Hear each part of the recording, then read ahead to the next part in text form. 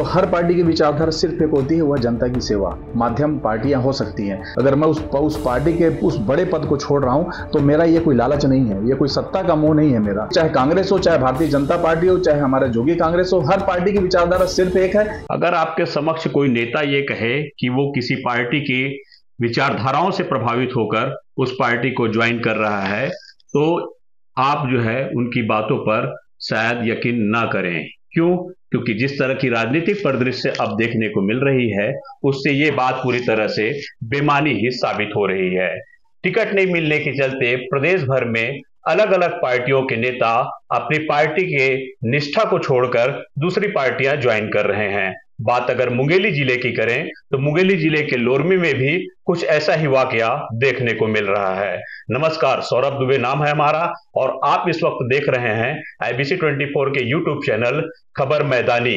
इस वक्त हमारे साथ जो शख्स मौजूद हैं वो कल तक कांग्रेस के जिला अध्यक्ष हुआ करते थे, लेकिन फिर उन्होंने जोगी कांग्रेस को ज्वाइन कर लिया। JCC जी ज्वाइन करने के बाद सागर सिंह अब लोरमी से अपनी दावेदारी करते हुए नजर आ रहे हैं। सागर सिंह जी, इस बारे में क्या कहना है कि जिस तरह से जनता कांग्रेस जोगी आपने ज्वाइन किया है, आखिर क्या ऐसी वजह रही है कि आपको जो है पार्टी छोड़ना पड़ा? संगठन के महत्वपूर्ण पद पर आप जो है विराजित थे। देखिए, बात की शुरुआत आपने जहां से की, जो पार्टी की विचारधारा की बात कहूं तो हर पार्टी की विचारधारा सिर्फ एक होती है, वह जनता की सेवा। माध्यम पार्टियां हो सकती हैं, लेकिन मूल सिद्धांत यही है कि हम जनता की सेवा करने के लिए पार्टियों का चयन करते हैं। और आज भी मैं पूरे दावे के साथ कहता हूं, जितनी निष्ठा, जितनी ईमानदारी के साथ मैं कांग्रेस का सिपाही रहा हूं पिछले विगत 15 वर्षों से, जो मैंने काम किया है, उद्देश्य मेरा सिर्फ यही है। उद्देश्य सिर्फ यही है कि मैं पार्टी कि मैं आम लोगों की सेवा करूं, जनता की सेवा करूं।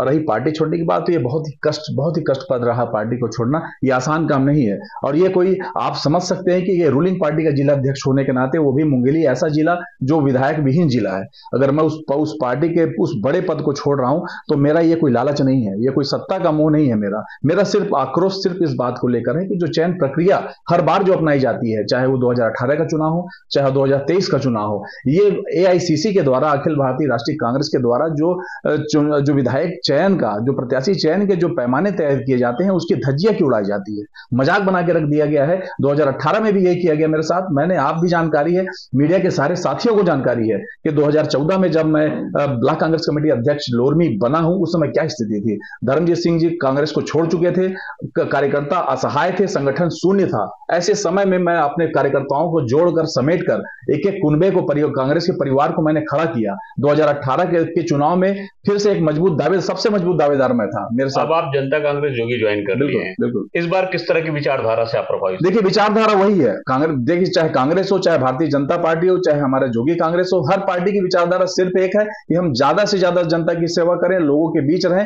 क्योंकि ये बहुत बड़ी तपस्या है। लोगों के लिए व्यापार हो सकता है, लेकिन सागर सिंह के लिए राजनीति व्यापार का साधन नहीं है। कोई कमिटमेंट अमित जोगी की ओर से टिकट को लेकर जिस तरह से बात सामने आ रही, पब्लिक डोमेन में ये भी कहा जा रहा है कि 2 दावेदार अब जनता कांग्रेस जोगी से आ गए हैं। रही बात बी फार्म की, तो दोनों दावेदार बी फार्म जो है आप लोग दिखा रहे हैं।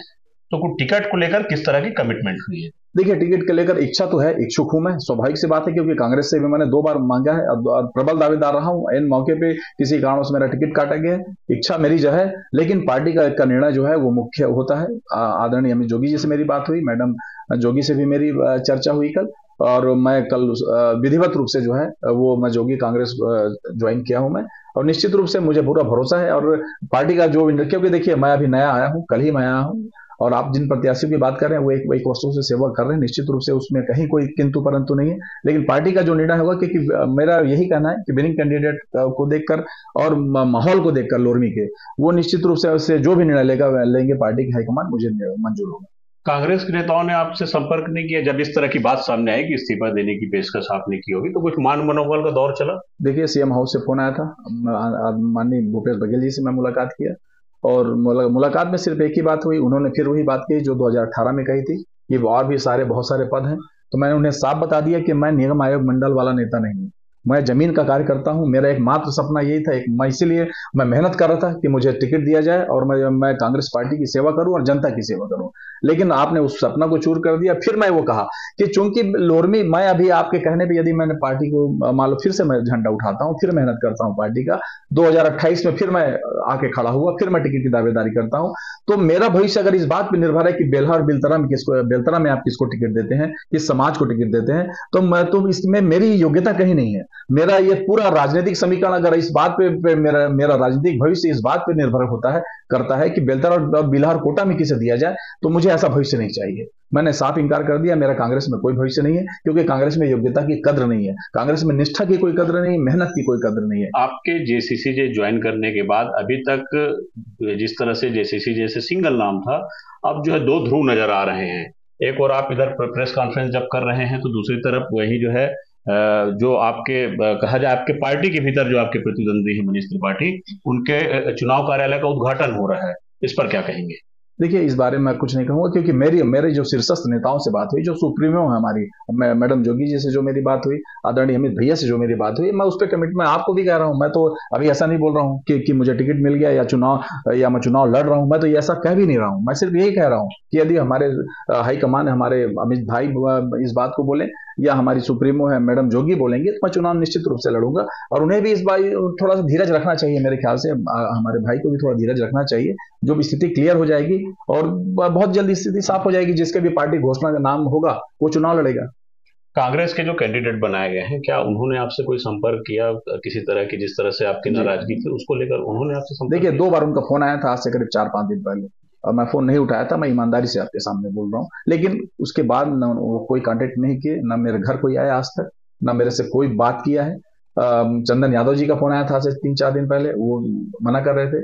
हमारे महाराज साहब, बाबा साहब का एक बार फोन आया था, और सीएम हाउस में बुला हुआ था, लेकिन कोई खास मेरे को नहीं लगता कि रूलिंग पार्टी का जिला अध्यक्ष अगर पद छोड़ रहा है, और आप समझ रहे हैं, जब आप इस बात को समझ रहे हैं कि बहुत मेहनत किया है, वो ऐसा कोई नेता नहीं है छत्तीसगढ़ के शीर्षस्थ नेताओं की बात करूं, सारे नेता कह रहे हैं कि आपने पार्टी को खड़ा किया, आप मेहनत कर रहे हो, 10 साल से मेहनत कर रहे हो। तो मैं सिर्फ एक सवाल है कि टिकट क्यों नहीं थे, और वहीं सारे मौन हो जाते हैं।